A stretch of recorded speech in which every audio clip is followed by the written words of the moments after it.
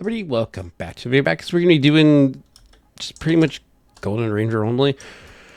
Thank you guys so much for all the support on the past videos, by the way. It's been kind of crazy. But also thank you guys so much for 19,000 subscribers. And on top of that, in this video, I do use only Golden Ranger, but I also have the Juggernaut equipped, which, because I was originally going to do a different video with both the towers, but then I decided to switch it last second, and I didn't feel like just leaving the match and going back in. So yeah. I'm going to play the sped up clip of me going as far as I can in it, and then I will talk about what happened at the end. So enjoy.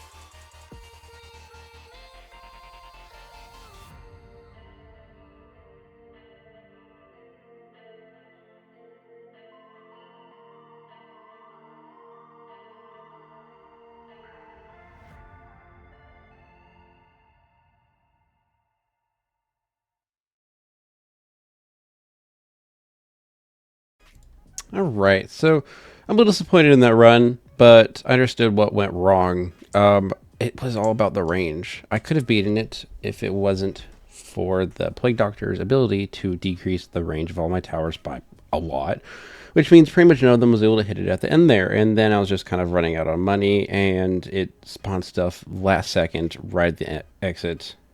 It's frustrating.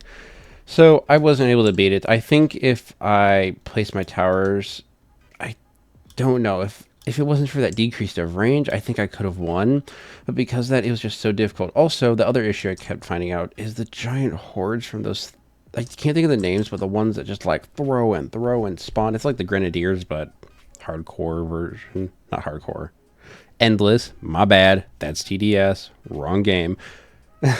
But you know what I'm talking about.